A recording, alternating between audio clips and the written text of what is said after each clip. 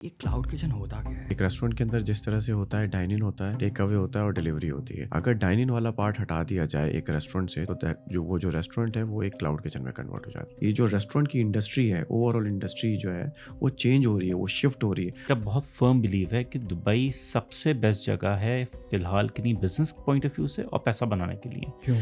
क्यों? Cloud kitchen की खासियत ये है, अल्लाह ना करे बंद भी हो जाए लेट से, तो आपकी इन्वेस्टमेंट वो नहीं डूब रही कि आपकी जिंदगी कहीं ना कहीं खतरे में आ जाएगी। फूड कॉस्ट तो आप यहाँ रहें, अजमान में रहें, शारजा में रहें, डेरा में रहें, फूड कॉस्ट तो उतनी ही आएगी, लेकिन आपकी जो सेलिंग प्राइस है वो बढ़ जाती है और वो आपका नेट प्रॉफिट मार्जिन बढ़ा देती है और फिर आपको मजा आता है इस काम में। अस्सलाम वालेकुम ख़वातीन व हज़रात। ये पॉडकास्ट काफ़ी ज़्यादा स्पेशल है और आप देख रहे होंगे ये पूरा माहौल। हम इस वक्त अपने दुबई के स्टूडियो से आपसे मुखातिब हैं और ये जो पॉडकास्ट है बेसिकली ये बहुत ज़्यादा इम्पॉर्टेंट है और ये बहुत ज़्यादा इन्फॉर्मेटिव होने वाला है क्योंकि टॉपिक बड़ा इंटरेस्टिंग है और वो है आपका बचपन का ख्वाब। बेसिकली हम जितने भी पाकिस्तानी या बाहर रहने वाले जितने भी लोग हैं, मुझे लगता है हर इंसान का एक ख्वाब होता है कि यार ज़िंदगी में कभी ना कभी अपना रेस्टोरेंट खोलना है, क्योंकि हमारे सबके घरों में खाने बहुत अच्छे बनते हैं, हमने कहीं ना कहीं कुछ ना कुछ अच्छा खाना खाया होता है, तो हमारी एक इंस्पिरेशन बन जाती है कि यार काश मेरा भी एक रेस्टोरेंट होता है, काश मैं भी इस तरह का कोई खाना बेचता। लेकिन ये है कि ये इतना ज़्यादा आसान नहीं होता, पॉसिबल नहीं होता, क्योंकि restaurants are very different game.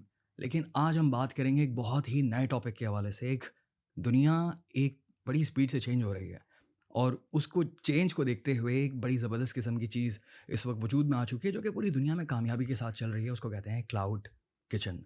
और आज मेरे साथ गेस्ट मौजूद हैं जो कि क्लाउड किचन में महारत रखते हैं, काफ़ी टाइम से काम कर रहे हैं। आर क्लाउड किचन्स के नाम से ये कंसल्टेंट हैं। मैं बात कर रहा हूँ शारिक रब्बानी साहब की। और एक और गेस्ट मेरे साथ मौजूद हैं जो कि इन्वेस्टर हैं। वो क्यों हैं यहाँ पर? क्योंकि क्लैरिटी होना ज़रूरी है, वैलिडेशन होना ज़रूरी है, दोनों की अलग-अलग स्टोरीज़ हैं। तो हम एक्सपर्टीज़ की भी बात करेंगे शारिक भाई से और हसन भाई बताएँगे कि उनका क्या एक्सपीरियंस है और ये क्लाउड किचन होता क्या है, क्या-क्या तरीक़ेकार होते हैं, अच्छा होता है, बुरा होता है और क्या फ्यूचर है इसका, रेस्टोरेंट से किस तरह से मुख्तलिफ है, बहुत सारे सवालात हैं मेरे। और मैं गुफ्तगू का आगाज़ करता हूँ फ़ौरी तौर पे। अस्सलाम वालेकुम शारिक भाई, कैसे हैं आप? वालेकुम सलाम Daniyal, thank you very much for calling us on your podcast. अच्छा लगा आपसे मिलके, अच्छा लगा आपसे बात करके। लवली। अस्सलाम वालेकुम हसन भाई, कैसे हैं आप? I'm Sam Daniel. Thanks for again calling us on your podcast. अ और again a pleasure. अच्छा, Thank you. मुझे ना वो कोई वो टॉक शो वाली वाइब आ रही है कि अच्छा। Politician Okay. को बिठा के बात करते हैं, लेकिन हम बड़ी ज़बरदस्त बात करने वाले हैं आज यार। अच्छा, स्टार्ट करता हूँ मैं पहले क्वेश्चन के साथ कि अगेन सिंपल क्वेश्चन, ये क्लाउड किचन होता क्या है यार? ठीक है। Cloud kitchen is also a virtual restaurant. हम इसको हुँ, हम इसको वर्चुअल रेस्टोरेंट कह सकते हैं। एक क्लाउड किचन के अंदर डिफरेंट स्ट्रीम ऑफ इनकम्स होती हैं। एक रेस्टोरेंट के अंदर जिस तरह से होता है, डाइन इन होता है, टेक अवे होता है और डिलीवरी होती है। अगर डाइन इन वाला पार्ट हटा दिया जाए एक रेस्टोरेंट से, तो जो रेस्टोरेंट है वो एक क्लाउड किचन में कन्वर्ट हो जाता है, मतलब वर्चुअल रेस्टोरेंट। वर्चुअल रेस्टोरेंट मतलब सिर्फ और सिर्फ उसकी डिलीवरी हो सकती है एग्रीगेटर प्लेटफॉर्म से, और टेक अवे भी हो सकता है। तो that is called a virtual restaurant which is cloud kitchens. बेहतरीन यार। कैसा जा रहा है क्लाउड किचन का काम पूरी दुनिया में इस वक़्त? देखिए, जिस तरह से ई-कॉमर्स का ग्रोथ आपने देखा पिछले कोविड के टाइम के बाद से इवॉल्व हो रही है दुनिया। अब जो वर्चुअल मॉल्स जो हैं वो ज़्यादा फ्लरिश कर रहे हैं, ज़्यादा ग्रो कर रहे हैं। अमेज़न जो है वो दुनिया की नंबर 1 कंपनी बन गई। उसका हुँ, रीज़न ये है कि ट्रेंड चेंज हो रहा है। अब ट्रेंड जो है वो चेंज हो रहा है कि वो ज़्यादातर फ़ोकस जो है वो वर्चुअल मॉल्स की तरफ है, उसी तरह से वर्चुअल रेस्टोरेंट की तरफ फ़ोकस जा रहा है।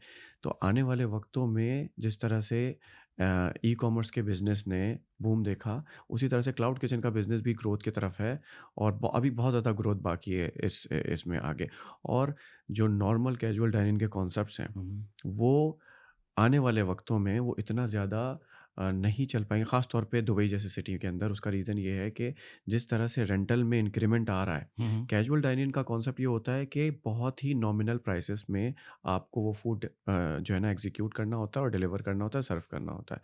तो जैसे-जैसे कॉस्ट ऑफ लिविंग बढ़ती जा रही है, जैसे-जैसे रेंटल्स बढ़ते जा रहे हैं, जैसे-जैसे यहाँ की सैलरीज़ में इज़ाफ़ा होता जा हुँ, रहा है, हुँ। कॉस्ट ऑफ लिविंग बढ़ती जा रही है, यूटिलिटीज़ बढ़ती जा रही हैं, तो उसी तरह से एक वक़्त ऐसा आएगा कि उस प्राइस रेंज को मीट करना उस रेंटल के साथ या उस कॉस्ट के साथ एग्जीक्यूट करना पॉसिबल नहीं होगा। तो इस वजह से मेरी रिसर्च है इस पे, मैं रिसर्च में अपनी बताता भी रहता हूँ ज़्यादातर अपने सोशल मीडिया पे, कि आगे आने वाले वक्तों में जो कंक्रीट जंगल्स होंगे, जो ऐसी डेवलप्ड सिटीज़ होंगी, उसमें क्लाउड किचन के कॉन्सेप्ट ज़्यादा चलेंगे और कैजुअल डाइनिंग, फाइन डाइनिंग के कॉन्सेप्ट फिर भी रहेंगे। लोगों को पार्टीज़ करनी है, एनिवर्सरीज करनी है, बर्थडे करनी है, वो रहेंगे वो कॉन्सेप्ट, वाइब के लिए वो वाइब बेसिकली। रहेगी। लेकिन वो वाले कॉन्सेप्ट जहाँ पर हम जाके बैठते हैं, मेन्यू देखते हैं, बोलते हैं कि क्या है आज खाने में, स्पेशल क्या है, दैट इज़ कॉल्ड जहाँ सिर्फ खाने के लिए जाते हैं, जहाँ सिर्फ क्योंकि खाने के लिए फाइन डाइन जाते के हैं। अंदर एक्सपीरियंस और एम्बियंस एक्सपीरियंस, हाँ, पूरी चीज़ आ एग्जैक्टली जाती है। एग्जैक्टली, जहाँ सिर्फ खाने के लिए जाते हैं हम्म। वो हो गया कैजुअल डाइनिंग। वो कैजुअल डाइनिंग के कॉन्सेप्ट जो है वो इस तरह की सिटीज़ के अंदर वो आहिस्ता आहिस्ता आहिस्ता स्लो डाउन होते जाएंगे और ख़त्म होते चले और जाएंगे। फाइन डाइन तो once in a blue moon इंसान करता है, लेकिन ट्रू, कैजुअल डाइनिंग की जो आप बात कर रहे हैं, ट्रू, वो तो once a week, twice a true, week और may true, be true, more. बिल्कुल। और देखिए रोज़-रोज़ ख़ास तौर पे जो बिज़ी स्केड्यूल होता है दुबई लाइफ़ का, कि साल एक इम्प्लीमेंट हुआ हुआ है, आपको एक रेस्टोरेंट जाना है तो आधा घंटे का आपको टाइम चाहिए जाने का, हो सकता है ट्रैफ़िक मिले आपको, हम्म। पार्किंग पे करनी पड़े, अगर आपने पार्किंग नहीं पे की तो हो सकता है आपको फ़ाइन लग जाए, हम्म। हो सकता है आपको जल्दी हो वापसी पे, आप ओवर स्पीडिंग करें, आपको एक और फ़ाइन लग जाए, सही, ओवर स्पीडिंग का फ़ाइन लग जाए। इन सारी हैसल्स को अगर आप ज़हन में रखते हैं ना, ये रोज़ाना दुबई के एक्सपेट्स जो हैं उनके माइंड में ये सारी चीज़ें चल रही होती हैं जिस वक़्त वो ऑफ़िस में बैठे हुए होते हैं या घर में बैठे हुए होते हैं, कि निकल के जाना है तो ये सारी चीज़ों को एनकाउंटर करना है। तो इन सारी चीज़ों का सॉल्यूशन क्या है? सॉल्यूशन ये है कि आपने अपना मोबाइल निकाला, आपने देखा कि क्या आज किस पे ऑफ़र है, कहाँ पे डिस्काउंट लगा हुआ है, ये मुझे खाना है, ये मुझे नहीं खाना, और आपने वहाँ से ऑर्डर किया और थोड़ी देर में आपके दस्तरख़्वान पे खाना मौजूद है। मैं तो हैरान इस बात पे होता हूँ कि फॉर एग्जांपल मैं सिर्फ तलाबत की बात करूँगा, अगर मैं तलाबत यहाँ पर खोलता हूँ, ठीक है, वो ऐप खोली, अनलिमिटेड रेस्टोरेंट्स होते ट्रू, हैं ब्रो। मुझे ट्रू। तो लगता है कि शायद हज़ारों रेस्टोरेंट्स हों, क्योंकि एक दिन मैं फ़ारिग था। मैं सिर्फ़ और सिर्फ़ वो स्क्रॉल डाउन किए जा रहा हूँ, किए जा रहा हूँ, किए जा रहा हूँ। देखो ओनली रेस्टोरेंट्स, रेस्टोरेंट्स। वो आज तक ख़त्म नहीं हुए बॉस। बिल्कुल ऐसे ही है, बिल्कुल ऐसे ही। अनलिमिटेड ऑप्शंस हैं आपके पास। तो ओके। आपको कैटेगरी वाइज़ सर्च करना पड़ता है कि हुँ, अगर आज आपका टर्किश खाने का मूड है, तो आप टर्किश लिखेंगे तो सारे टर्किश रेस्टोरेंट्स आ जाएँगे आपके पास। वो भी अनलिमिटेड ही होंगे। हुँ, हुँ, इसी तरह से अगर आपको लेबनीज़ खाना है, इटालियन खाना है, पिज़्ज़ा खाना है, पास्ता खाना है, तो आप जो कीवर्ड्स के साथ सर्च करेंगे, उस कीवर्ड्स के हिसाब से आपके पास जो है ना वो रेस्टोरेंट जो अवेलेबल होंगे, जो कि आपको सर्व कर सकते हुँ, होंगे, हुँ। वो आना शुरू हो जाएँगे। एक जगह दुबई की एक कॉर्नर में बैठकर आपको दुबई के दूसरे कॉर्नर से डिलीवरी कभी भी नहीं आएगी, क्योंकि हर रेस्टोरेंट का एक डिलीवरी रेडियस है 20 टू 30 किलोमीटर्स का, depending on the peak hours. Peak hours में ये रेडियस छोटा हो जाता है क्योंकि उनको शॉर्ट डिलीवरीज करनी होती है एग्रीगेटर्स हुँ। को। अदरवाइज जब उनके राइडर्स अवेलेबल होते हैं ज़्यादा और ऑर्डर्स कम होते हैं तो वो आपका रेडियस बढ़ा देते हैं, उस रेस्टोरेंट का रेडियस, क्लाउड किचन का रेडियस बढ़ा देते हैं। इन डिटेल्स में मैं थोड़ी देर बाद आऊँगा, और ये बड़ी ज़बरदस्त किस्म की डिटेल है। मैं अपने एक और गेस्ट की बात करना चाहता हूँ, क्योंकि ये हसन भाई जो हमारे साथ मौजूद हैं, इनकी भी एक पूरी हिस्ट्री है ट्रू। कि आपके साथ जो इनका एक्सपीरियंस रहा है, और मैं चाह रहा हूँ कि वो आप जो है ना शुरुआत करें इस बारे में। आप मुझे बताएं कि आपकी शारिक भाई से कैसे मुलाकात हुई, आपने कैसे इन्वेस्ट किया और कैसा एक्सपीरियंस है आपका फ़िलहाल? सो शुरू से बताते हैं। राइट, मैं थोड़ी सी हिस्ट्री बताऊं यस प्लीज़। 2022 से। ओके। मैं कुछ फ्रेंचाइजीज़ को सर्च कर रहा था यूएस में, कि कोई फ्रेंचाइज़ बाय करूं, लाइक छोटी फ्रेंचाइज़ बाय करूं। वही बचपन के ख्वाब वाली चीज़। बचपन ख्वाब वाली अगेन सीन था, रेस्टोरेंट। क्योंकि रेस्टोरेंट। मेरा अपना रियल एस्टेट का कोई 12-13 साल पुराना बिज़नेस है। माशाल्लाह। मगर मैं चाह रहा था कि थोड़ा-सा डाइवर्सिफ़ाई करूँ अपने आप को फूड बिज़नेस में, हुँ, क्योंकि मुझे लगता था ये बहुत स्केलेबल काम हो सकता है। हुँ, मगर जो यूएस का या कोई फ्रेंचाइज़ का जो एक मॉडल है, वो ये है कि आपको फ़िज़िकली वहाँ पे खुद काम करना है और 2 साल काम सीखना है, हुँ, फिर हुँ, आपके ब्रेक इवन 7-8 साल के बाद आएँगे, फिर एक बिज़नेस जनरेट होगा। जो कि एक जहाँ पे अट्रैक्टिव था, मगर क्योंकि दुबई में मैं 16-17 साल से हूँ, तो दुबई ही मेरी बेस्ट मार्केट थी। फिर इत्तेफ़ाक से शारिक भाई की मैंने एक वीडियो देखी, मैंने इनसे कॉन्टैक्ट किया, तो मगर मेरा इनसे कॉन्टैक्ट रहा 1 साल, डेढ़ साल तक, उसके बाद तक मैंने इनके साथ इन्वेस्ट नहीं किया। पहले मैं अपनी थोड़ी-सी रिसर्च कर रहा ये था 4 साल कि पुरानी बात है जी, 4 बेसिकली। साल पुरानी बात है। हुँ, तो कि क्लाउड किचन में कैसे इन्वेस्ट किया जाए या इस बिज़नेस में कैसे एंटर हुआ जाए। हुँ, हुँ, तो फिर ये हुआ कि दोबारा से इनसे जब मुलाकात हुई, तो उन्होंने कहा कि एक पैकेज है बेसिकली टर्नकी मॉडल का, जो कि मुझे कुछ नहीं करना, उसमें मुझे इन्वेस्ट करना है और ये उस बिज़नेस को रन करेंगे। हुँ, हुँ, अच्छा, मेरे लिए आसानी इसलिए थी क्योंकि मुझे तो चाय भी सही से बनाना नहीं आती, मगर मुझे बिज़नेस का पता है कि ऑलराइट, ये इस जगह पे दुबई में बिज़नेस चल सकता है। अच्छा, मेरा बहुत फ़र्म बिलीव है कि दुबई सबसे बेस्ट जगह है फ़िलहाल के लिए बिज़नेस पॉइंट ऑफ व्यू से और पैसा बनाने के लिए। एक वक़्त में हम लंदन, न्यूयॉर्क को मानते थे, अब पूरी दुनिया यहाँ आ रही है। क्यों? क्यों? उसके रीज़न है, देखें, एक सेफ्टी, सिक्योरिटी, हुँ। टैक्स हेवन और बहुत सारे बेनिफिट्स हैं। आपको विदिन अ सिटी एक फैमिली लाइफ भी मिल रही है, आपको कैजुअल लाइफ भी मिल रही है, आपको एक शहर में कोई 50-60 किलोमीटर के रेडियस के अंदर आपको सब कुछ मिल रहा है, हुँ। ठीक है? तो अब स्कूलिंग बेस्ट है, फैमिली लाइफ है, इवन मैं सिर्फ़ किसी मज़हब को पुश नहीं कर रहा, मगर अगर मुस्लिम्स को देखें, हुँ। उनके लिहाज लिहाज से मॉडेस्ट बेस्ट है, लाइफ़स्टाइल है। मॉडेस्ट लाइफ़स्टाइल है। यूएस, कनाडा, पूरे यूरोप से लोग उठ-उठ के दुबई में आ रहे हैं। उसकी फिर रीज़न, एक तो दुनिया का सेंटर भी है, अगर आप हुँ। चाहें तो आप लंदन यहाँ से 6 घंटे में चले जाइए। हुँ। खैर ऐसे बहुत सारे एंड और रीज़न्स थाईलैंड, हैं। चाइना भी करीब है, बिल्कुल we are in the middle, फिर again middle at the east. End of the day कोई टैक्सेशन नहीं है, ठीक है? टैक्स। तो मुझे ये लग रहा था कि ओवरहेड कॉस्ट इस फूड बिज़नेस में बहुत ज़्यादा है। वो दुबई हो या कोई कोई भी और जगह हो। तो क्लाउड किचन मुझे अट्रैक्ट ऐसे किया कि इसकी जो कॉस्ट है वो सिर्फ़ 10-15% है कंपैरेटिवली, कोई अगर आपको बड़ा रेस्टोरेंट खोलना है, ठीक है? दैट्स तो मुझे ये था कि एक वर्चुअल रेस्टोरेंट मिल जाए और मुझे एक टीम मिल जाए उसको चलाने के हुँ, लिए। हुँ। स्केल मैं खुद कर लूँगा। हुँ, हुँ। स्केल में लेट्स से शारिक से डिस्कस करके खुद कर लूँगा। मगर उस बिज़नेस को मैं रन कर लूँगा।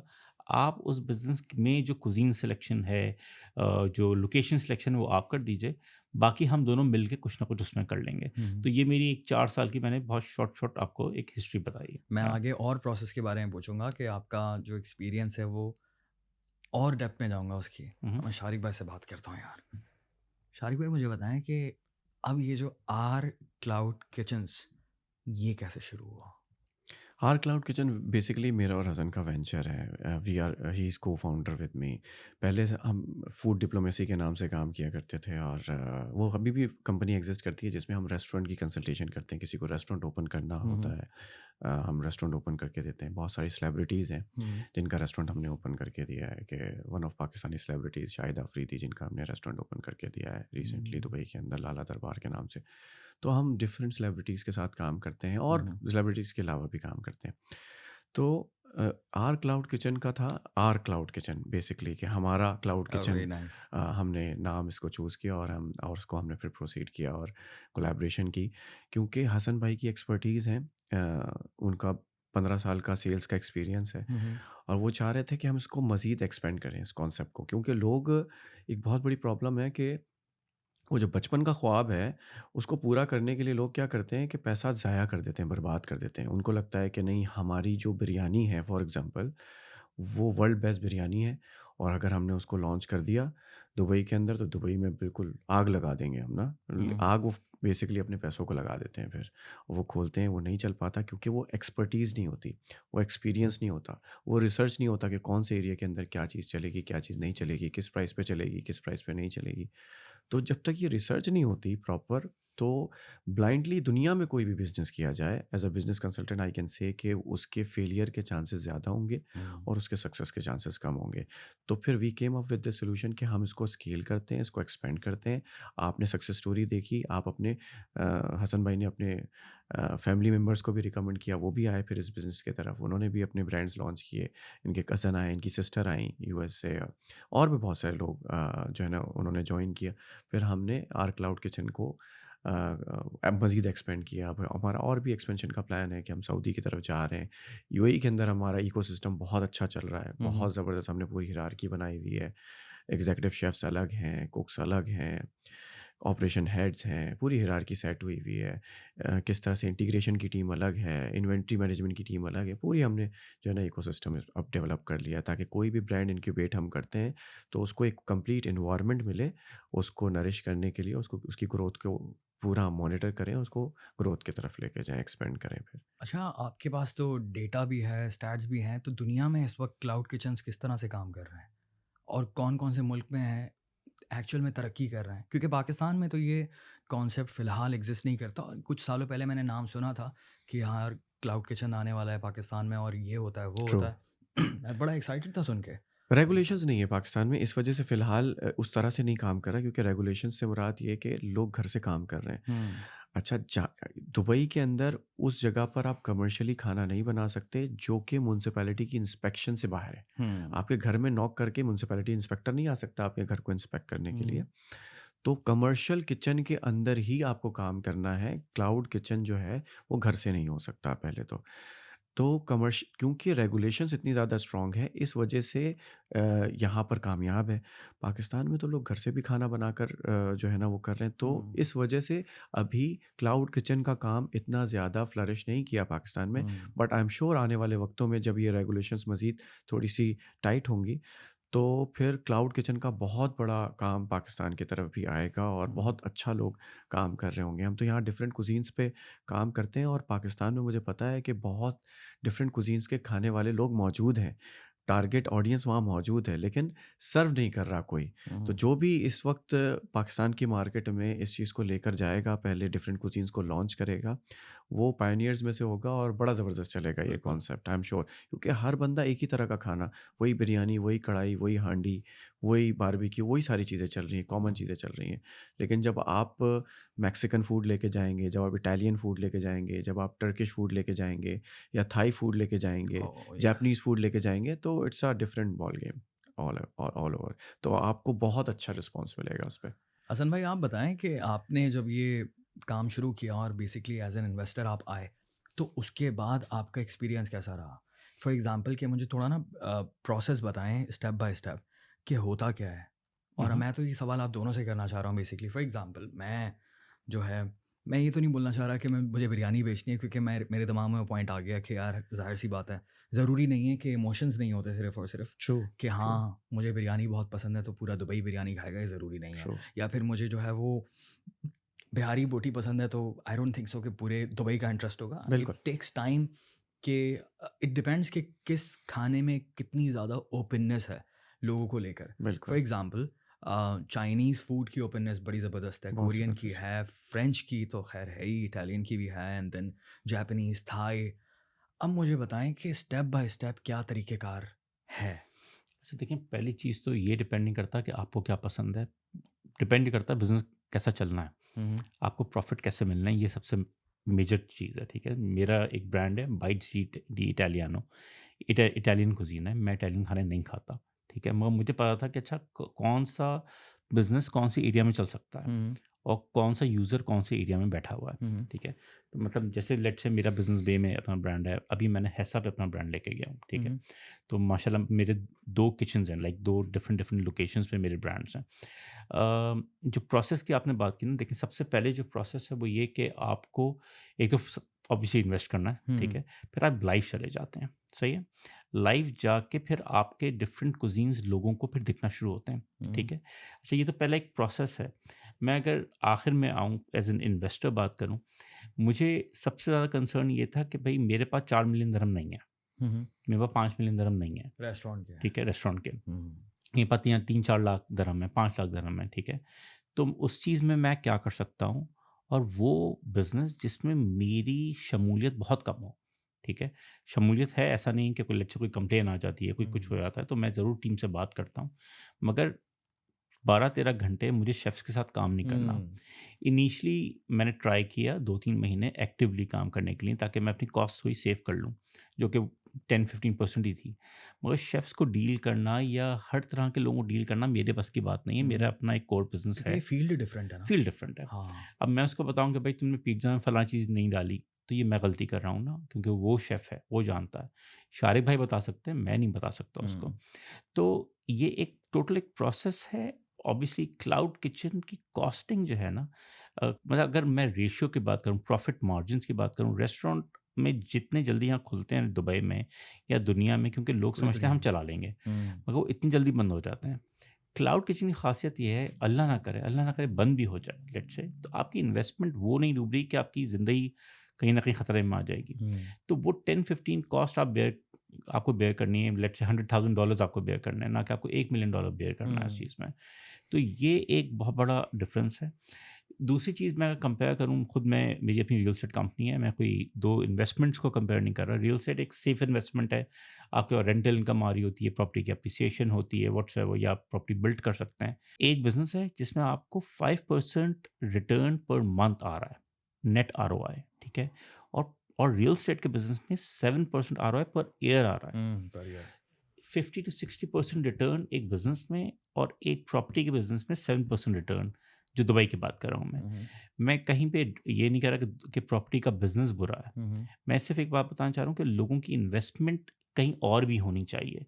आप प्रॉपर्टी खरीदिए, मगर आप डाइवर्सिफ़ाई भी कीजिए अपने आप को बिज़नेस में। प्रॉपर्टी भी क्या चीज़ है, आपने रेंट आउट किया, आपने प्रॉपर्टी मैनेजमेंट कंपनी को दी, वो भी अपनी फ़ीस चार्ज करते हैं आपसे, ठीक है? Same goes for the business. आप हमारे पास एक टीम है जो कि पूरी की पूरी आपके बिज़नेस को मैनेज कर रही है, ठीक है? तो एज़ एन इन्वेस्टर ये सबसे इम्पोर्टेंट है कि आपके आरओआईज़ कितने हैं, आपका पेबैक टाइम कितना है, ठीक है? आप कितने जल्दी ब्रेक इवन में आ रहे हैं। वो अगर कंपेयर करें आप रेस्टोरेंट को के बिज़नेस को या किसी भी बिज़नेस को, मतलब मैं बड़े बिज़नेसेस की बात कर रहा हूँ, हाँ, क्योंकि मैन्युफैक्चरिंग के क्योंकि बिज़नेस की हम बात जब कर रहा हूँ। इन्वेस्टमेंट की बात हुँ, करते हैं तो आ, फिर तो बहुत ज़्यादा इन्वेस्टमेंट लगती है। अगर हम प्रॉपर्टी की बात करें, हुँ। फिर रेस्टोरेंट की बात करें, it's a lot of investment in Dubai. देखिए एक क्लाउड फ़ेमस किचन की जो इन्वेस्टमेंट है वो उसकी कंपैरिजन में इतनी ज़्यादा है नहीं, आई थिंक। हाँ, देखिए $1 मिलियन अगर किसी रेस्टोरेंट की इन्वेस्टमेंट है, तो यहाँ $100,000 की इन्वेस्टमेंट है, तो 10% इन्वेस्टमेंट है, ठीक है? बहुत बड़ा मेजर डिफरेंस है।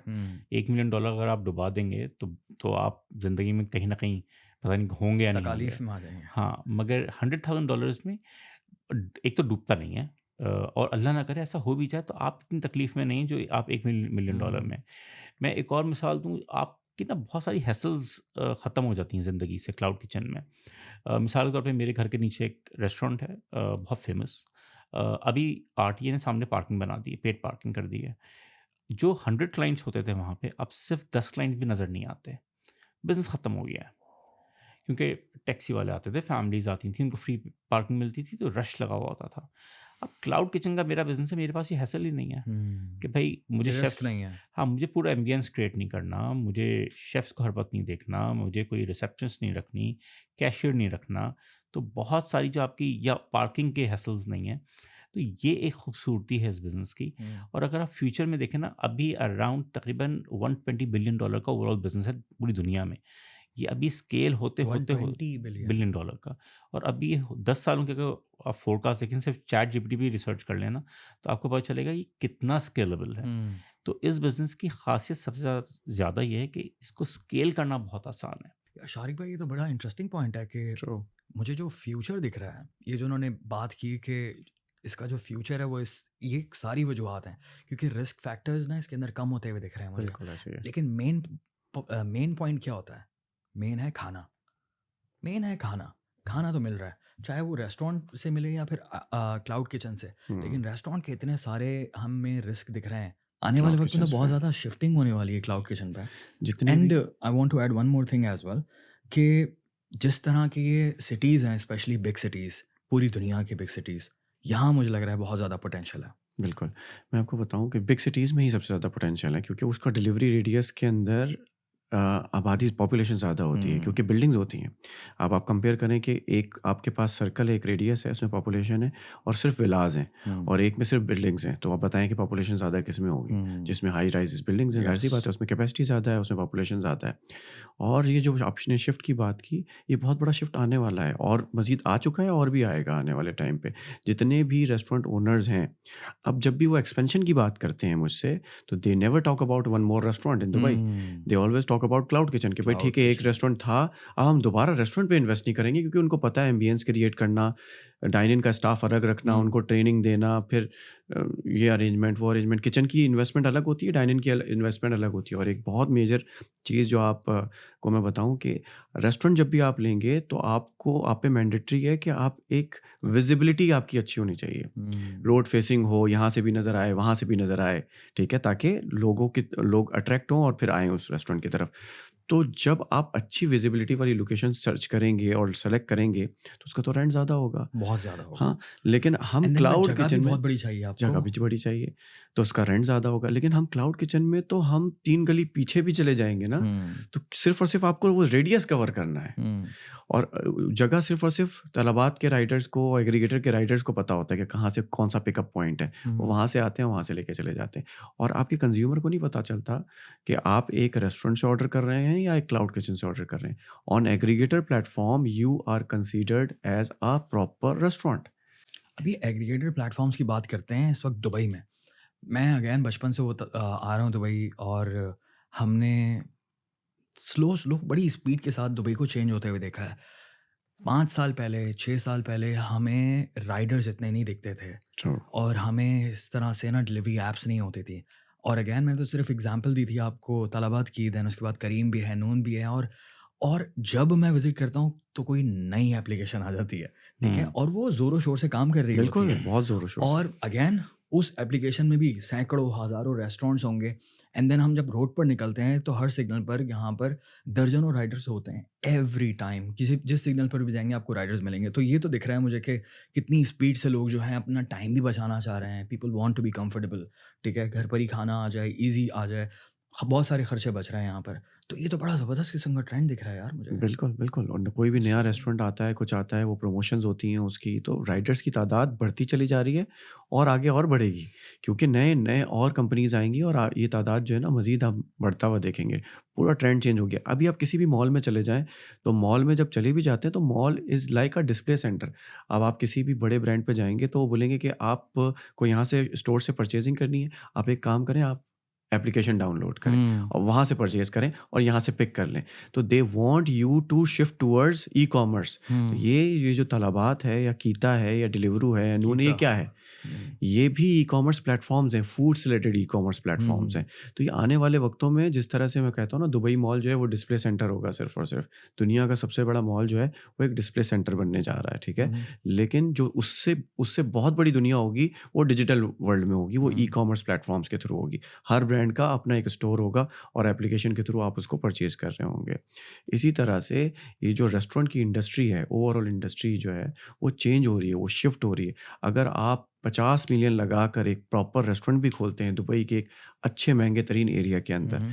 तो भी 70 टू 80% आपका जो बिज़नेस है, वो डिलीवरी एप्लीकेशंस के थ्रू ही आएगा। 70 टू 80%। येस। सोचें यार, it's yes. Such a big number. और वक़्त कितनी स्पीड से बदल रहा है हम सोच भी नहीं सकते थे, एंड लाइफ़ जो है वो pre Covid was different and post Covid is completely different. True, दुनिया पूरी तरह से बदल गई है। बिल्कुल। अच्छा, ये ख़ास करके ये बात दुबई के लिए बड़ी सूटेबल है। आपने तो ऐप की बात की ना कि ऐप्स चेंज हो जाती हैं, यहाँ बिल्डिंग्स चेंज हो जाती हैं। मतलब ये मैं एक मज़ाक की बात कर रहा हूँ। इतनी स्पीड है ना, स्पीड है तरक्की की स्पीड है। कि 1 साल में एक बिल्डिंग खड़ी होती है, यस, उसमें 100 टेनेंट्स होते हैं। यस। हमारे लिए तो अच्छा, हमारे लिए, हमारे बिज़नेस के लिए तो अच्छा है ना, क्योंकि हमें तो वो जगह चाहिए जो कंक्रीट जंगल है। हुँ, जो अगर एक बंदा 1 लाख दिरहम एक स्टूडियो के अफ़ोर्ड कर सकता है, तो वो 100 दिरहम की हमारी एक कुज़ीन भी अफ़ोर्ड कर सकता है। ये हमारा टारगेट है। और टारगेट यही होता है कि हम डीप पॉकेट एरियाज़ को हिट करें। डीप पॉकेट या एरियाज़ क्या होते हैं? डीप पॉकेट एरियाज़ बेसिकली तो Dubai overall deep pocket area है, ठीक है? क्योंकि हुँ, इटसेल्फ दुबई कोई इतनी सस्ती जगह तो है नहीं। हुँ, डीप पॉकेट एरियाज़ में मैं कुछ-कुछ एरियाज़ की बात कर लेता हूँ। बिज़नेस बे, डाउनटाउन, मरीना, जेएलटी, हुँ। मैदान हो गया, आपका सिटी वॉक हो गया। हमारा टारगेट ये है कि हम इन एरियाज़ को, या पाम जुमेरह हो गया, oh! Marina palm itself, palm जो तो है इज़ डीपर, या way to it's deep. More than deeper. Yeah! Deeper. हाँ, ये वर्ड अच्छा यूज़ किया है, हाँ, डीपर है। तो उस चीज़ में हमारी ऑडियंस ही वो है, जिसको ये चाहे कि बेहतरीन खाना चाहिए, मगर उसको कॉस्टिंग का इश्यू नहीं है।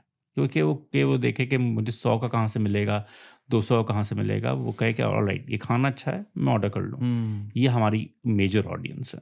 या इसमें बहुत आसानी होती है। हम हुँ, हम क्या कर रहे होते हैं, जैसे कि फॉर एग्ज़ाम्पल एक नॉन डीप पॉकेट एरिया है, वहाँ का टिकट साइज़ छोटा होता है, हुँ, वहाँ की बाइंग पावर कम होती है। जब बाइंग पावर कम होती है तो आपको वो कॉस्ट, फॉर एग्ज़ाम्पल अगर बिरयानी की एग्ज़ाम्पल लें, वैसे तो बिरयानी मैं प्रमोट नहीं करता कि नहीं बेचनी चाहिए, यहाँ पर दूसरे कुज़ीन्स करने चाहिए, ज़्यादा बेहतर है। उसका रीज़न क्या है वो मैं बता रहा हूँ आपको। उसका रीज़न ये है कि फॉर एग्ज़ाम्पल 6 टू 8 दिरहम की कॉस्ट आई, बिरयानी की मटीरियल कॉस्ट आई, फूड मटीरियल कॉस्ट अगर 6 टू 7 दिरहम आई और आपने 20-25 दिरहम का उसको बेचा। अगर आप किसी और कुज़ीन की तरफ चले जाएँ, फॉर एग्ज़ाम्पल आपने फ़िश एंड चिप्स बेचना है या कोई और चीज़ बेचनी है हुँ, with a good logo, with a good name, with a good packaging, हुँ, आप उतनी ही आपकी कॉस्ट उतनी ही रहेगी, लेकिन आप उसको 65-70 दिरहम का करके बेचेंगे और लोग लेंगे। हुँ, क्यों? क्योंकि जिस एरिया के अंदर आप मौजूद हैं, वहाँ पर डीप पॉकेट एरिया है, उनकी बाइंग पावर अच्छी है। उनको हुँ, कम करके बेचेंगे, तो वो नहीं लेंगे। हुँ, ठीक है? उनको लगेगा कि पता नहीं कौन-सी फ़िश है ये, we don't like this kind of fish. लेकिन अगर उसको ही आप उस प्राइस को बढ़ाकर बेचेंगे, तो वो उनके लिए एक्सेप्टेबल होगा, वो फूड एक्सेप्टेबल होगा। तो ये बहुत इम्पॉर्टेंट है कि कौन-सा एरिया आप सेलेक्ट कर रहे हैं, कौन-सी कुज़ीन के लिए, और पूरा गैप एनालिसिस करना पड़ता है एग्रीगेटर के डेटा के बेस पे कि कौन-सा एरिया कौन-सी कुज़ीन के लिए सूटेबल है, कौन-सा ऐसा एरिया जहाँ लेस कॉम्पिटिशन है, कोई बड़ा कॉम्पिटिटर मौजूद नहीं है। वरना कभी-कभी ऐसा होता है कि आपने अगर आप सिर्फ़ और सिर्फ़ गट फीलिंग्स पे अगर आपने बिज़नेस किया, ये हो सकता है कि उस एरिया के अंदर आपका एक कॉम्पिटिटर मौजूद हो, आपका जो ओवरऑल प्रोजेक्ट का की इन्वेस्टमेंट है ना, टोटल प्रोजेक्ट की इन्वेस्टमेंट, हो सकता है उसकी 1 महीने की सिर्फ़ मार्केटिंग की एक्सपेंस इतनी हो। हुँ। तो आप ओवरशैडो हो जाते हैं, आप कहीं नज़र नहीं आते उस बड़े कॉम्पिटिटर के आगे। तो ये जो रिसर्च वर्क है, ये competition analysis, gap analysis, market size identification, किसके पास कितना मार्केट शेयर है, हुँ। कंज्यूमर बिहेवियर, ये बहुत इम्पोर्टेंट ये तो फैक्टर्स बहुत हैं। इम्पोर्टेंट है और यही काम आपका है ट्रू, बेसिकली। यही हम करके देते हैं। अपने हमारे क्लाइंट जो हैं वो ज़्यादातर क्लाइंट्स तो हैं ही नहीं यहाँ पर। कुछ यूएस में हैं, कुछ जर्मनी में हैं, यूके में हैं, ऑस्ट्रेलिया में, कनाडा में हैं, और उनका बिज़नेस यहाँ पे चल रहा है, और उनके मज़े की नाम पे बात ये है बिज़नेस कि चल रहा है। एक और दफ़ा आपको भी की नहीं मिला। मुलाकात नहीं होती उनसे, नो, व्हिच कभी इज़ नहीं। दैट्स कभी ऑनलाइन मुलाकात मुलाकात नहीं होती हुई। है। ऑनलाइन मुलाकात होती है।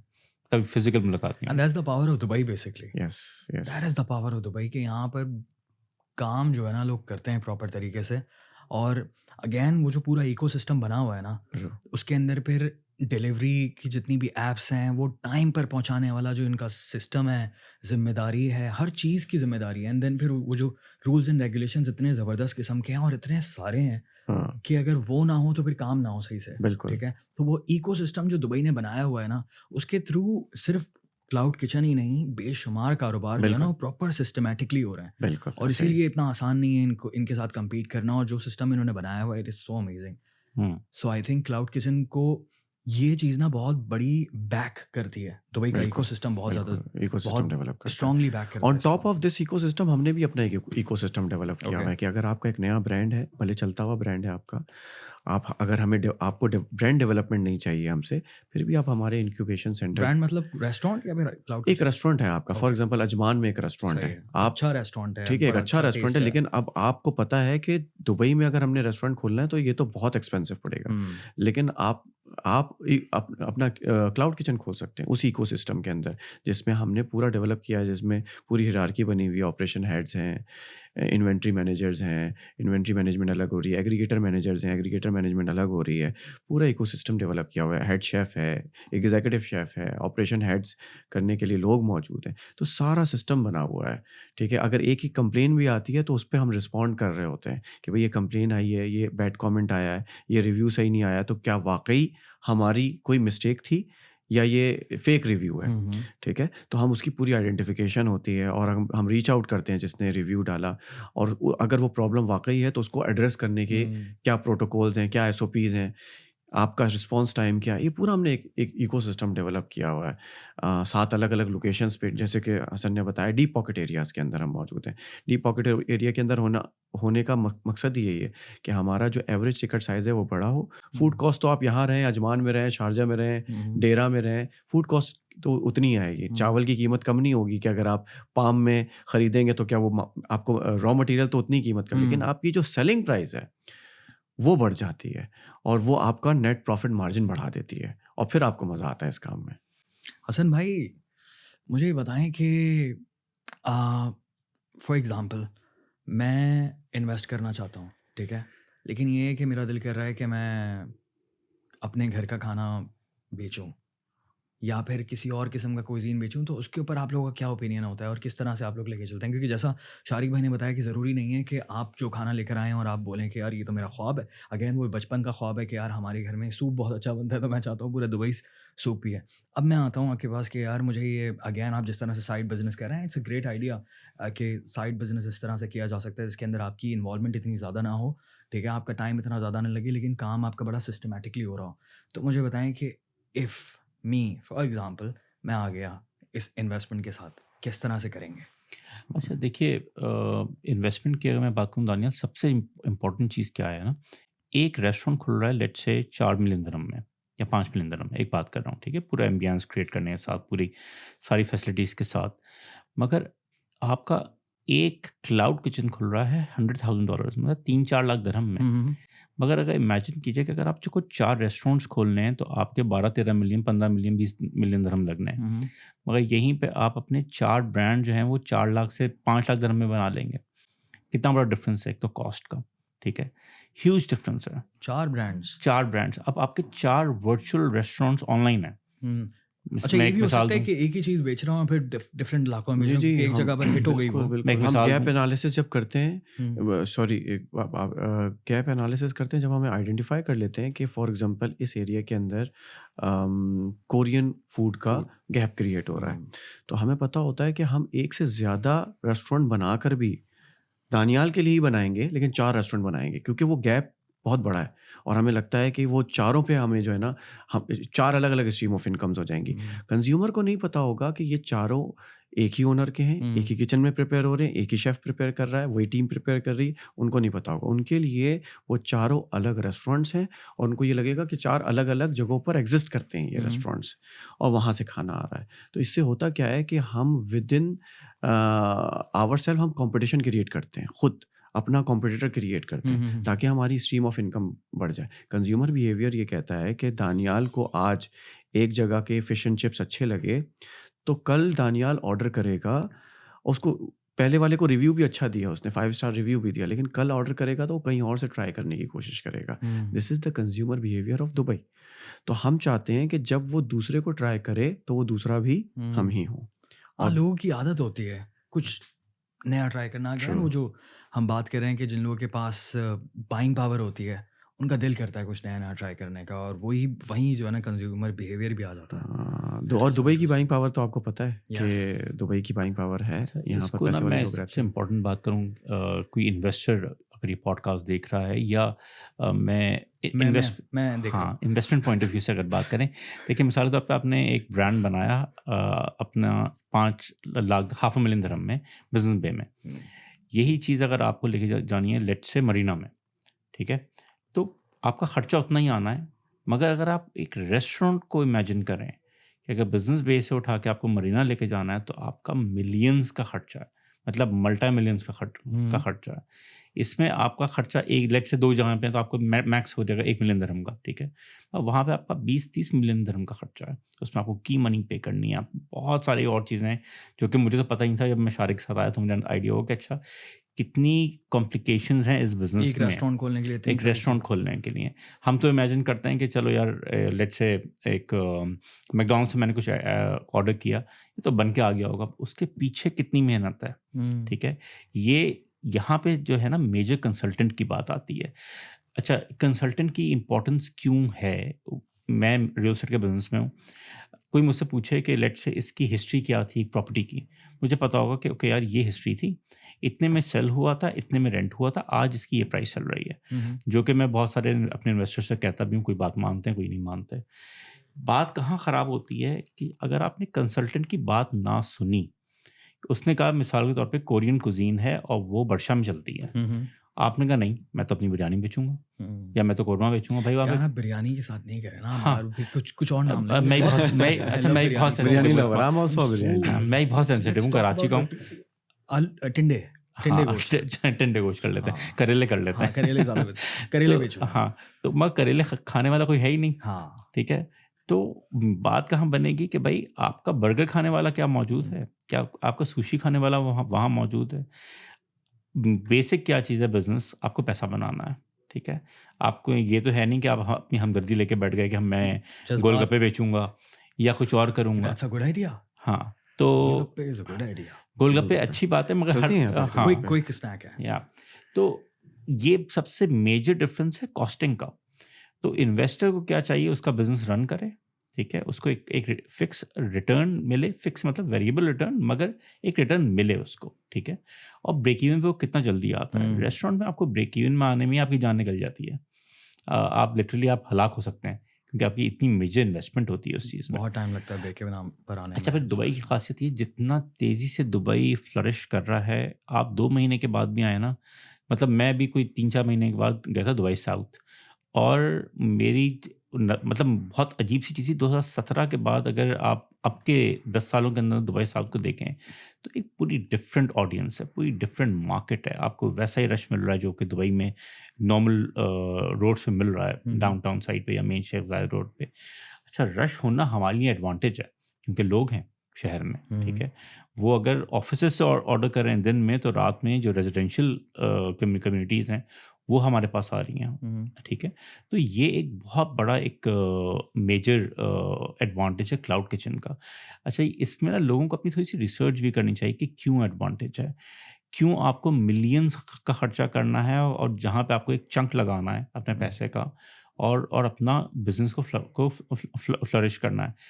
दूसरी चीज़ ये कि अगेन स्केलेबल पे मैं बहुत एम्फसाइज़ करता हूँ। रीज़न ये है कि आप 5 डिफरेंट लोकेशंस पे दुबई के खोल लें, तो आपने इसका मतलब पूरा दुबई अपने ब्रांड से कवर किया हुआ है, ठीक है? और एक और चीज़ आप में ना बहुत ही प्रेस्टीज फ़ील आती है। मिसाल के तौर पे मेरा जब ब्रांड आया, मैंने अपने घर पे ऑर्डर किया, तो उसपे लिखा था बाइट्स डी इटालियानो, तो मैं कहता वाह यार! ये तो मेरा ब्रांड है और मैं एक नया मैकडॉनल्ड्स बनाने वाला हूँ। तो मैं सोचता था कि क्यों ना मैं कभी कराची में बनाऊँ, इस्लामाबाद में बनाऊँ, यूएस में बनाऊँ, इसको वर्ल्ड वाइड लेके जाऊँ, सिर्फ़ जीसीसी में नहीं रखूँ। ये एक सबसे ज़्यादा जो है ना खूबसूरती है इस बिज़नेस की। तो इस पे भी लोग रिसर्च करें, इस पे देखें और अगेन मैं कहूँगा ये बिज़नेस है। इस बिज़नेस में लॉस भी हो सकता है और फ़ायदा भी हो सकता है, क्योंकि बिज़नेस है। जो चांसेस हैं लॉस के वो कम हैं कंपैरेटिवली टू अदर बिज़नेसेस। इसमें अगर शारिक भी कुछ ऐड करना चाहें इसी चीज़ में? शारिक भाई, एक और क्वेश्चन मेरा इसी के साथ है कि हम जब क्लाउड किचन की बात करते हैं, रेस्टोरेंट्स की बात करते हैं, स्पेशली हम क्लाउड किचन की बात करेंगे, सबसे मेन चीज़ होती है टेस्ट। हुँ। चाहे आप इटालियन बेचें या फिर फ्रेंच, चाइनीज़, कुछ भी, टेस्ट अच्छा होना चाहिए। How do you make sure this? अच्छा, टेस्ट अच्छा होना चाहिए, I agree with you, and taste की कंसिस्टेंसी भी बहुत ओह ज़्यादा यस, इम्पोर्टेंट है, ठीक है? 100%, 100%। आज दानियाल आए एक रेस्टोरेंट में, उन्होंने एक बर्गर खाया, बहुत अच्छा लगा। लेकिन 1 हफ्ते बाद आए, वही बर्गर ऑर्डर किया और टेस्ट अच्छा नहीं लगा, तो ये कंसिस्टेंसी नहीं है। बहुत बुरा सीन है फिर तो ये। रेसिपी लॉक का एक प्रोसेस होता है। अच्छा, अगर प्रोसेसेस को फॉलो नहीं किया जाएगा तो ये प्रॉब्लम आएगी, और ख़ास तौर पे देसीज़ के साथ ये होता है कि वो बोलते हैं भाई खाने-पीने का ही तो बिज़नेस है, भाई चल जाएगा, ऐसा नहीं होता। ख़ास तौर पे इंटरनेशनल मार्केट में जब आपको कॉम्पीट करना होता है बड़े ब्रांड्स के साथ, तो आपको अपने स्टैंडर्ड्स, अपने एसओपीज़ पे काम करना पड़ता है। तो रेसिपी लॉक का प्रोसेस, सबसे पहले तो ये कि हम जो भी रेसिपीज़ यूज़ करते हैं, फॉर एग्ज़ाम्पल अगर हम थाई फूड लॉन्च कर रहे हैं, तो एक थाई के सेलिब्रिटी शेफ़ को इन्वॉल्व करके, उससे रेसिपीज़ लेकर, उससे ही अपने लड़कों की ट्रेनिंग्स करवाकर इसको एग्ज़ीक्यूट करते हैं। रेसिपी लॉक का प्रोसेस होता है, टेस्टिंग एंड ट्रायल्स का प्रोसेस होता है, फिर रेसिपी लॉक हो जाती है। उसके बाद फिर पीरियोडिक इंस्पेक्शंस भी हम करवाते हैं, ठीक है? अच्छा, मैं खुद भी, क्योंकि ज़ाहिर-सी बात है इस फील्ड से रिलेटेड हूँ, तो मैं खुद भी इंस्पेक्शंस रखता हूँ। एट द सेम टाइम मेरा जो एग्ज़ीक्यूटिव शेफ़ है, जो मेरे अंडर, वो रखता है, एंड जो सेलिब्रिटी शेफ़ है, जिसको हमने इन्वॉल्व किया था इस पूरे प्रोसेस के अंदर, जिसने ट्रेनिंग्स भी करवाई थी, उसकी भी इंस्पेक्शंस होती रहती हैं, पीरियोडिक इंस्पेक्शंस होती रहती हैं। इन्विजिलेटर आ जाता है अचानक से, छापा मारते हैं, ठीक है? और फिर टेस्ट करते हैं, ट्राई करते हैं कि अच्छा, जो रेसिपी बताई गई थी, उसको उसी तरह से एग्ज़ीक्यूट किया जा रहा है या नहीं किया जा रहा। तो एक तो ये तरीक़ेकार होता है, दूसरा ये होता है कि कभी-कभी हमारे पास कोई कंप्लेन आ जाती है। फॉर एग्ज़ाम्पल इटालियन फूड है, उसमें पता चल गया कि यार ये प्रॉब्लम आ रही है, ये चीज़ जो सही से एग्ज़ीक्यूट नहीं हो रही। तो जो कंज़्यूमर है इटालियन फूड का, उसको पता चल जाएगा। तो जैसे ही हमारे पास फीडबैक आता है, तो फिर इन्वेस्टिगेट करते हैं हम, और दोबारा से जो है ना उसको प्रॉपर ड्यू डिलिजेंस करते हैं कि हमारी टेस्ट, एक तो सेलिब्रिटी शेफ़ की यूनिक टेस्ट होनी चाहिए, यूनिकनेस होनी चाहिए टेस्ट में, at the same time consistency भी होनी चाहिए उस टेस्ट की, कि जिसको आज वो इटालियन पिज़्ज़ा पसंद आया है, वो अगर 1 साल बाद ऑर्डर करता है, तो वही इटालियन पिज़्ज़ा का टेस्ट हमें डिलीवर करना है जो 1 साल पहले किया था। अच्छा, it's regardless of the team. Team आज आपकी कुछ है, कल कोई और होगी, कोई बीमार पड़ जाएगा, कोई छोड़ के चले जाएगा, कोई रिज़ाइन दे देगा। तो क्या हम अपनी टेस्ट को चेंज कर दें? क्योंकि हमारा शेफ़ चेंज हो गया है, तो पूरा टेस्ट चेंज हो जाएगा? ऐसा नहीं है। जब रेसिपी लॉक का प्रोसेस कर लेते हैं, एक रेसिपी बुक बन जाती है, तो अब जो भी शेफ़ आएगा, उस पे ये लाज़िम है कि वो उसी रेसिपीज़ को फ़ॉलो करेगा, जो कि रेसिपीज़ पहले बन चुकी थीं और जो पहले डिसाइडेड हैं, जो लॉक हो चुकी हैं। अपनी तरफ से कोई उसको ना इंग्रीडिएंट्स ऐड करने की इजाज़त है, ना कुछ माइनस करने की इजाज़त है, ना अपनी कोई जिद्दत करने की इजाज़त है। वही टेस्ट को कंसिस्टेंटली लेके चलना है, जो कि टेस्ट एक्सेप्टेबल हो गया हमारे कंज़्यूमर्स के लिए, जिसकी वजह से हमारे रिपीटेड कस्टमर्स मौजूद हैं मार्केट में।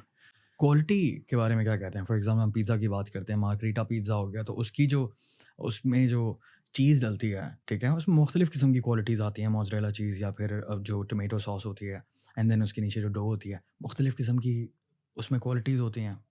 अब मुझे बताएँ कि अगर हम आप आप जो क्लाउड किचन का काम कर रहे हैं, उसमें आप किस टियर की क्वालिटी को देखते हैं? अच्छा, जब बिकॉज़ दैट्स मैंने very important. Very very important, सबसे इंपॉर्टेंट यही है या कि आपकी अगर क्वालिटी अच्छी होगी तो टेस्ट अच्छा डिलीवर यस, होगा, यस। और टेस्ट की कंसिस्टेंसी भी होगी। हुँ, खाना क्योंकि हमें डिलीवर करना है, खाना उसी वक्त सर्व नहीं करना। कभी कभी होता है जब उसी वक्त आप सर्व कर रहे होते हैं डाइन इन में, हुँ, हुँ। तो आपकी बहुत सारी कमियां जो है ना वो हॉट फूड के नीचे दब जाती दब हैं। जाती हैं, वेरी गुड पॉइंट, वेरी लेकिन गुड जब पॉइंट। हम डिलीवर कर रहे हैं तो we have to make sure हुँ, हुँ, कि ये पिज़्ज़ा जब डिलीवर होगा 30 मिनट्स बाद, तो पिज़्ज़ा जो है उसका डो जो है वो हार्ड नहीं होना चाहिए। हुँ, वो उतना ही सॉफ्ट रहना चाहिए जितना कि वो डाइन इन के वक़्त सॉफ्ट हुँ, हुँ, हुँ। एक्सपीरियंस करते हैं लोग। तो हमें हाई क्वालिटी की प्रोडक्ट इस वजह से यूज़ करनी होती है क्योंकि हमारा डिलीवरी मॉडल है। एट द सेम टाइम जब हम प्रीमियम चार्ज कर रहे हैं, क्योंकि मैंने आपको बताया हम सिर्फ डीप पॉकेट एरियाज़ में ही काम करते हैं, उनके साथ ही काम करते हैं हुँ, जिनकी बाइंग पावर बेहतर है, जिन लोगों की बाइंग पावर बेहतर है, वही हमारे कस्टमर्स होते हैं, कंज्यूमर्स होते हैं। तो जब वो प्रीमियम पे कर रहा है तो हम प्रीमियम इंग्रेडिएंट्स पे क्यों ना खर्चा करें, हम हुँ, उसको प्रीमियम प्रोडक्ट क्यों ना दें, क्योंकि इस बिजनेस में, क्लाउड किचन के बिजनेस में सक्सेस तभी आपको मिलेगी जब आपका कस्टमर रिटेंशन 60% एंड अबव होगा। 40% कस्टमर एक्विजिशन करते हैं हम हर मंथ, हुँ। 60% हम अपने प्रीवियस कस्टमर को रिटेन करते हैं, और कस्टमर रिटेंशन हो ही नहीं सकती जब आप अच्छी क्वालिटी के प्रोडक्ट्स ना दे रहे हो। सर आप बताएँ क्वालिटी कैसी है आपके रेस्टोरेंट्स की? मैं आपको टेस्ट करवाऊँगा। है प्लीज़। तो आप आई वुड बताइएगा लव ये टू। कैसी है? अच्छा, मुझे पर्सनली बहुत पसंद है, इसलिए नहीं कह रहा कि कोई मेरा अपना ब्रांड है, हो हुँ, सकता है ये उसमें मेरा खून पसीना लगा हुआ है शायद, तो मुझे बहुत पसंद है, मगर मुझे पर्सनली अपना ब्रांड बहुत पसंद है। हाँ, हाँ। इवन कि शार के घर से ऑर्डर्स आते हैं मेरे ब्रांड के से। लवली। जी। तो मगर क्वालिटी ऑफ फूड बहुत अच्छा है, प्लस रेगुलर इंस्पेक्शंस करना, ऑब्वियसली ये शारिक का टॉपिक है, मेरा टॉपिक नहीं है, मगर मैं बहुत मुतमईन हूँ इस चीज़ में। हुँ, सेकेंडली, इन्वेस्टर्स हमारे मुतमईन हैं। सबसे जो इम्पोर्टेंट चीज़ है वो हमारे इन्वेस्टर्स हैं, जो कि हमारे पास कंप्लेन ऑलमोस्ट ज़ीरो है। हुँ, लेकिन कस्टमर सेटिस्फेक्शन आसान नहीं है। हुँ, कस्टमर्स को तो रहता है कि अच्छा मेरा एक ब्रांड नहीं चल रहा, दूसरा नहीं चल रहा, तीसरा चल हुँ, रहा है, तो चौथा क्यों नहीं चल रहा? मगर अगर कोई इस लिहाज से बात करे कि ब्रेक इवन पे नहीं आया कोई, या कोई प्रॉफ़िट में नहीं आया, तो नहीं, ऐसा कोई भी कस्टमर नहीं है अब तक। और अल्हम्दुलिल्लाह हमारे पास ऐसे-ऐसे क्लाइंट्स हैं जो कभी भी नहीं मिले हमसे, और हमारे से उन्होंने इन्वेस्ट किया है। तो शायद एक ट्रस्ट फैक्टर है। हम लोगों ने क्लाइंटेल अपना बनाया, जिसको प्रॉपर सैटिस्फाई किया कि ऑलराइट भाई, आपकी ये इन्वेस्टमेंट थी, आपका इतने दिन में ब्रेक इवन है, इतने दिन में आपके रिटर्न्स आ जाएँगे। मगर मैं अगेन इस पॉडकास्ट में सबसे ज़्यादा बात कर रहा हूँ ना, वो कर रहा हूँ स्केल करने पे। ये बिज़नेस बहुत आसान है स्केल करने के लिए। इस चीज़ से फ़ोकस कीजिए। स्केल या का लफ्ज़ जो है ना, हसन भाई ने कोई 6 मर्तबा इस्तेमाल हाँ, किया है, तो we need to understand the importance of this. Yes, true, that's very good, true, that's very good. True. हम क्या करते हैं, कोशिश ये कर रहे होते हैं अपने क्लाइंट्स के साथ कि एक क्लाइंट ने इन्वेस्ट किया है, जैसे कि हसन ने पहले बिजनेस बे में ओपन किया। हुँ, हुँ, अब जब हमने दूसरे इंक्यूबेशन सेंटर हमारा रेडी हो गया किसी और एरिया के अंदर, किसी और टेरिटरी के अंदर जहाँ हुँ, का डिलीवरी रेडियस बिल्कुल डिफरेंट था, तो हम चाहते हैं हमारे चलते हुए जो ब्रांड्स हैं उनको ही वहाँ पे मौका दिया जाए कि वो वहाँ पर भी परफ़ॉर्म करें। तो ये स्केल करना है। जैसे कि अभी मैंने आपको बताया कि आफ्टर दुबई हम प्लान कर रहे हैं रियाद और जद्दा का इंशाअल्लाह। प्लान कर रहे हैं, दमाम का प्लान कर रहे हैं, तो वो स्केल करना है। तो हमारे जो भी चलते हुए ब्रांड्स होंगे, जिनकी एक्सेप्टेबिलिटी ऑलरेडी प्रूवन होगी, हुँ, हुँ, हुँ। सेल्स प्रूवन रिकॉर्ड के साथ होगा, हम उनको मौका देंगे ज़रूर कि भई आप हम एक्सपेंड कर रहे हैं, तो हमें नए ब्रांड्स की वहाँ जब जाएँगे तो ज़रूरत पड़ेगी, तो हम अपने ही ब्रांड्स अपने साथ लेके चले जाएँगे। तो हमारे अच्छे खासे जो अभी 50 से ज़्यादा ब्रांड्स हैं हमारे पास, तो माशाअल्लाह। हम अपने ही ब्रांड्स को आगे लेके चले जाएँगे, और वहाँ उनमें से हम अपने 10-15 ब्रांड्स को मौका देंगे कि फॉर एग्ज़ाम्पल रियाद के अंदर एक जो हमने बड़ा क्लाउड किचन लिया है, वहाँ पे परफ़ॉर्म करें, दमाम के अंदर, जद्दा के अंदर, और उसके बाद फिर हमारा कतर का प्लान है। हम मिडल ईस्ट में फ़िलहाल एक्सपेंशन कर रहे हुँ, हैं, हुँ। आगे चल के हम दूसरी कंट्रीज़ और में भी अगेन जाएँगे। इकोसिस्टम बड़ा सिमिलर किस्म का है ना यहाँ बिल्कुल पर, सिमिलर किस्म कि का, प्रॉपर रेगुलेशन सेम कवायद है, क तकरीबन सेम है। वहाँ पे टीम अलग बनानी पड़ती है, लेकिन कॉन्सेप्ट वही होता है। हुँ, वहाँ पर टीम बनेगी, वहाँ पर अलग चीज़ें होंगी, ट्रेनिंग्स करवानी पड़ेंगी, टाइम लगता है, लेकिन क्योंकि एक चीज़ आपने बना ली तो अब उसको रेप्लिकेट करना बहुत आसान हो गया है हमारे लिए। हमें बहुत टाइम लगा इस इकोसिस्टम को डेवलप करने में, एक इंक्यूबेशन सेंटर को डेवलप करने में, लेकिन since we have developed this, अब हमारे लिए आसान है उसको कॉपी पेस्ट करना और उसको आगे की तरफ लेके जाना, स्केल करना। ओके, माय क्वेश्चन इज कि किस किस किस्म के फूड हैं जो एक्सेप्टेबल हैं? ये अच्छा किस किस सवाल किस्म है के आपका। फूड हैं? देखें, इटालियन हो गया, फ्रेंच हो गया, ये ना एरिया पे भी चाइनीज हो डिपेंड गया। करता है कि कौन से एरिया के अंदर लोकेलिटी कौन सी है। जैसे कि सही। आपने जैसे अगर हम करामा के एरिया के अंदर बात करें, दुबई की बात करें, तो ज़्यादातर इंडियंस हैं वहाँ पर, हम्म। पाकिस्तानी हैं, ठीक है। तो जब देसी लोगों की लोकेलिटी है, वहाँ पर प्रेजेंस देसी लोगों की ज़्यादा है, डोमिनेंट है, तो वहाँ पर एक्सेप्टेबिलिटी उस तरह की होगी। चाइनीज़ की अगर होगी तो वो देसी चाइनीज़, जो फ्यूजन किस्म का चाइनीज़ होता है, वो एक्सेप्टेबल होगा। अच्छा, हमारे पास डेटा होता है कि कौन से एरिया के अंदर कौन सी नेशनैलिटीज़ ज़्यादा हैं, हम्म। क्या एज ब्रैकेट है, उनकी बाइंग पावर कितनी है, उनका एवरेज टिकट साइज़ क्या है, कौन सा फूड ज़्यादा ऑर्डर करते हैं। उसी के बेसिस पे हम इवैल्यूएट करके बता रहे होते हैं कि इस एरिया के अंदर ये गैप क्रिएट हो रहा है, ये वाला ब्रांड हमें लॉन्च करना चाहिए और ये वाला नहीं लॉन्च करना चाहिए, इस प्राइस पे लॉन्च करना चाहिए, ये आपके कॉम्पिटिटर्स हैं, इनके पास इतना इतना मार्केट शेयर है।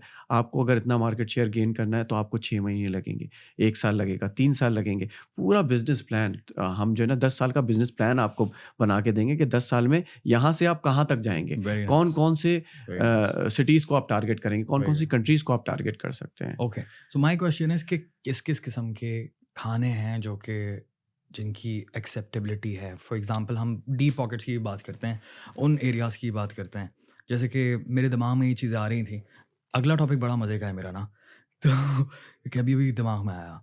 अच्छा, जैसे हम लोग कोरियन फूड की बात करते हैं, बड़ी ज़बरदस्त किस्म की उसकी एक्सेप्टेबिलिटी है। और साउथ ईस्ट एशियन कंट्रीज़ जितनी भी हैं, जैसे थाई बहुत फूड पसंद हो है, गया, बहुत पसंद है। वियतनामी फूड हो गया, चाइनीज़ फूड में एक और चाइनीज़ फूड में भी ना बहुत सारी डिफरेंट किस्म की टाइप्स होती हैं। एक जगह है चाइना में, शिनजियांग।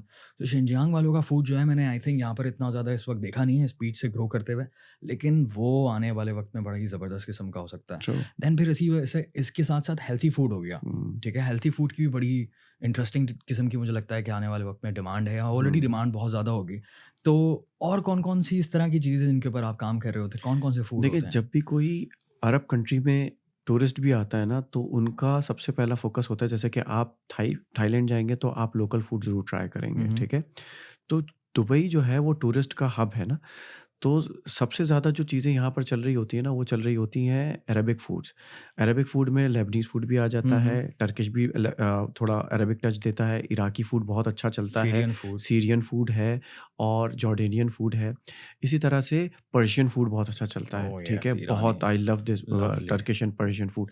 तो ये बहुत ज़्यादा अच्छा चलता है। इसके अलावा थाई फूड की आपने बात की, जापानीज़ फूड बहुत अच्छा चलता है, ख़ास तौर पे सुशीज़ बहुत ज़बरदस्त चलते हैं। अच्छा, रशियन फूड बहुत अच्छा चलना शुरू हो गया ओके। है, बहुत ज़बरदस्त चलता है। कुछ एरियाज़ में तो हमारे कुछ क्लाइंट्स हैं, जिनको हमने कहा था कि 8 मंथ्स में आप ऑपरेशनल ब्रेक इवन अचीव करेंगे, उन्होंने सेकंड मंथ में ही कर लिया। इतना अच्छा रिस्पॉन्स आया उस ब्रांड का। तो इस तरह के ना और बहुत सारे ब्रांड्स हैं जो कि हमने मैक्सिकन लॉन्च कर दिया। पिज़्ज़ा का और बर्गर का ब्रांड भी बहुत अच्छा चलता है। उसका रीज़न ये है कि फास्ट फूड। फ़ास्ट फूड हाँ। और सुबह के 5 बजे भी ऑर्डर आ रहा होता है हमारे पास। सुबह के 4 बजे भी ऑर्डर आ रहा होता है, क्योंकि लेट नाइट जब पार्टीज़ वगैरह ख़त्म होती हैं, लेट नाइट सेटिंग होती है यहाँ पे लोगों की, पार्टीज़ के बाद फिर उनका टाइम आता है खाने का, भूख लगना शुरू हो जाती है। हुँ। तो उस टाइम पे फिर ऑर्डर्स आना शुरू हो जाते हैं। तो ये वो कुछ फूड हैं जो कि बहुत ज़बरदस्त चलते हैं और बहुत अच्छे चल रहे हैं अभी हमारे पास। अच्छा, आप लोगों को एक और मैं मशवरा देना चाहूँगा। अपने एंड से मेरे दिमाग में ये चीज़ आई थी कि जिस तरह से मैं दुबई को देखता हूँ कि यहाँ पर फूड ना वायरल हो जाते हैं कुछ, हुँ, ठीक है? जैसे कि दुबई दुबई की वो चॉकलेट आई थी, हुँ, वायरल हो हुँ, गई। फिर इस तरह से कोई डेज़र्ट होती है, वायरल हो जाती है। कोई भी कोई ना कोई नया फूड होता है, फ्यूज़न होता है। एंड अगेन दुबई की सबसे अच्छी बात ये है कि सारी की सारी इतनी सारी नेशनैलिटीज़ रहती हैं, तो ओपननेस बहुत ज़्यादा हुँ, है ना, कि लोगों का दिल करता है कुछ नया ट्राई करने का, और अगर किसी के टेस्ट बड्स को वो सूट कर गया, तो हुँ, फिर वो दुबई में वायरल हो जाता है। ट्रू, हमने इंस्टाग्राम और टिकटॉक हुँ, देखा हुआ है। हुँ। ट्रू, तो इसके ऊपर भी आप लोग थोड़ा-सा काम करें कि किस-किस किस्म की चीज़ यहाँ पर वायरल की जा सकती हैं, हुँ, क्योंकि हर चीज़ की स्ट्रैटेजी होती है। अगर हुँ, उसने चॉकलेट बनाई है तो उन्होंने किसी थॉट के प्रोसेस के थ्रू बनाई ट्रू, होगी। ट्रू, एंड देन इसी तरह से इसको देखते हुए जो हमारा ग्लोबल विलेज है, उसके अंदर भी जो डेजर्ट्स हैं और छोटे छोटे मोटे स्नैक्स और ज़बरदस्त किस्म की चीज़ें वायरल हो रही होती हैं। बिल्कुल ऐसे तो ही, ये भी बिल्कुल बड़ा ऐसे ही। यही बड़ा करते हैं हम, इंपॉर्टेंट चीज़ हो यूएसपी सकती क्रिएशन है। करते हैं हम, या हर जो भी ब्रांड लॉन्च करते हैं ना, उसमें हम यूएसपी क्रिएशन क्रिएशन करते हैं। हुँ, हुँ।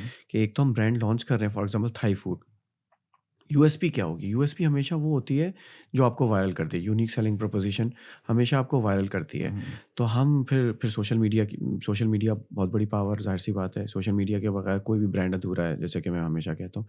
तो फिर सोशल मीडिया पे फिर उनके पेज बनाना, रील्स लगाना, तो बहुत सारे ऐसी हमारे वीडियोज़ होती हैं जो कि वायरल होती हैं फिर। मेरा जब इंशाल्लाह कभी मूड बना यहाँ इन्वेस्ट करने का, मैं आपको पहले ही बता रहा हूँ, मैं थाई फूड बेचूंगा, ठीक है, coconut ice cream, mango sticky rice, pad thai, और इसके अलावा जितनी भी थाई डिशेज़ हैं, I love Thai food, so ये तो so mango do I, sticky so rice do बेचें आई। सर, नेक्स्ट बिल्कुल। लेवल नहीं, यहाँ हम पे। बेच रहे हैं। हमारे पास थाई फूड है ऑलरेडी। और अगर मैंगो बिल्कुल। स्टिकी राइस चौसा आम में हो गया तो क्या बात हाँ, है, क्योंकि फ्यूज़न अच्छा चौसा हो जाएगा। या बिकॉज़ थाईलैंड का जो मैंगो है इट्स कंप्लीटली डिफरेंट, बिल्कुल, लेकिन उसका टेस्ट पाकिस्तानी डिफरेंट है। जो मैंगो है उसकी जो तासीर क्या बोलते हैं, उसका टेस्ट जो है ना बड़ा ज़बरदस्त बहुत किस्म का है, ज़बरदस्त, बहुत ख़ास ही तौर पे डिफरेंट है, चौसा हाँ, बहुत वर्ल्ड मीठा वाइड होता है। बहुत पसंद किया बहुत जाता है। मीठा होता है, बड़ा टेस्टी होता है, और वो चौसा का मैंगो स्टिकी राइस, या तो आइडिया गलत दे दिया मैंने शायद। ऑफ कोर्स क्लाउड किचन एक बढ़ता हुआ बिजनेस है, बहुत सारे लोग इसके अंदर हैं, तो मुझे बताएं कि क्या चैलेंजेस होते हैं और क्या लोग गलतियां करते हैं, क्यों बंद होते हैं इस तरह के कारोबार, क्योंकि हुँ। अगेन आपने कहा था कि थोड़ा बहुत रिस्क का फैक्टर तो है, रिस्क कम है लेकिन रिस्क का फैक्टर तो है, तो आप लोगों ने जाहिर सी बात है अपनी गलतियों से सीखा और दूसरों की गलतियों से भी सीखा होगा, तो क्या कहते हैं कि क्यों बंद होते हैं इस तरह के देखिए, कारोबार इसमें अगर हो शारिक तो? भी ज़्यादा बेहतर बताएँगे। मुझे ऐसा लगता है लैक ऑफ एक्सपीरियंस। आपको लगता है आप हर चीज़ कर सकते हैं। ओके। जिसको चलाने के लिए आपको 10 साल का एक्सपीरियंस चाहिए, तो उस आप 1 साल में उसको बहुत फ़ेमस नहीं कर सकते। हम्म। इसीलिए हम इस आइडिया से आए कि क्यों ना एक टर्नकी मॉडल दें।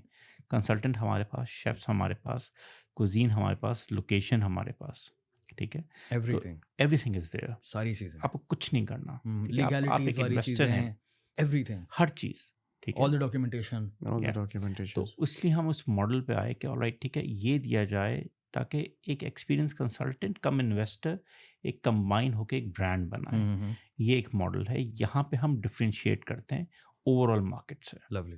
या वैसे दानियाल, अगर मैं आपको इन शॉर्ट बताऊँ ना, दुनिया का कोई भी बिज़नेस अगर प्रॉपर ड्यू डिलिजेंस के बगैर किया जाए, रिसर्च वर्क ना की जाए, प्रॉपर रिसर्च एनालिटिक्स पे काम ना किया जाए, डेटा पे काम ना किया जाए, तो चाहे वो क्लाउड किचन का बिज़नेस हो, चाहे रेस्टोरेंट का बिज़नेस हो, चाहे लॉन्ड्री का बिज़नेस हो, चाहे ग्रोसरी का बिज़नेस हो, हुँ, चाहे सैलून का बिज़नेस हो, इट्स नॉट कोई भी गोना बिज़नेस वर्क हो, दुनिया में कहीं पे भी, दुनिया में। उसके फेलियर के चांसेस ज़्यादा ही रहेंगे। हुँ। ठीक है? तो it's not related to cloud kitchen. कोई भी अगर रिसर्च के बगैर किया जाए तो क्लाउड किचन भी बंद हो जाते हैं। रैंडमली करते हैं लोग, अच्छा ये तो चल जाएगा, गट फीलिंग्स कहती है हमारी। मैं 12 साल के एक्सपीरियंस के बावजूद गट फीलिंग्स पे काम नहीं करता अपने क्लाइंट्स के साथ। मैं कहता हूँ कि डेटा बताएगा जो, हम उसको फॉलो करेंगे और उस पे बैंक करेंगे। तो ये हुँ, सबसे ज़्यादा इम्पोर्टेंट है कि रिसर्च पूरी पूरी होनी चाहिए और डेटा सही होना चाहिए और आपके डेटा पास। आपके पास वेरी एक्यूरेट गुड होना पॉइंट। चाहिए। अच्छा, शारिक भाई, हसन भाई, लोगों को आपसे कॉन्टैक्ट करना हो तो किस तरह से करें? हसन भाई बताएँगे। आप एक नंबर दे दीजिए स्क्रीन पे। जी, डिस्क्रिप्शन में। और वहाँ से आपसे कांटेक्ट किया जा सकता लवली, है। हमारी एडमिन का नंबर है, तो जब भी आप कांटेक्ट करना चाहें कांटेक्ट कीजिए। लवली यार, मुझे तो या बड़ा ज़बरदस्त लगा ये सारी कॉन्वर्सेशन करके, और एक तो दुबई में इतने टाइम बाद मैं पॉडकास्ट कर रहा हूँ और ये टॉपिक इतना मज़े का था, और मैं तो पूरी तरह से ना उसमें इन्वॉल्व था, क्योंकि वही हमने जो स्टार्ट में बात की थी कि बचपन का ख्वाब, हुँ। और वो आप लोगों ने जो तरीका निकाला है और जो दुनिया जिस जिस तर्ज पे चल रही है, तो बहुत सारे लोगों के ख्वाब मुझे लगता है कि इंशाल्लाह पूरे होने वाले हैं क्लाउड किचन के ज़रिए। और शुक्रिया बहुत बहुत हसन बहुत भाई, शुक्रिया दानियाल, बहुत बहुत आपने शुक्रिया, बुलाया। एंड बहुत बहुत शुक्रिया शारिक भाई। मोस्ट वेलकम दानियाल, आपको बहुत बहुत अच्छा बहुत लगा। शुक्रिया आप लोगों का देखने का। अगर आप अभी तक देख रहे हैं तो यकीनन आप लोग मुझसे बहुत ज़्यादा मोहब्बत करते हैं। अपने कमेंट्स में अपनी राय का इज़हार कीजिएगा, और ईमेल भी आप लोग कर सकते हैं, और इनको लाज़मी आपने कॉन्टैक्ट करना है। डिस्क्रिप्शन में सारी की सारी चीज़ें मौजूद हैं। खुश रहें, दुआओं में याद रखें। फ़ी अमान अल्लाह।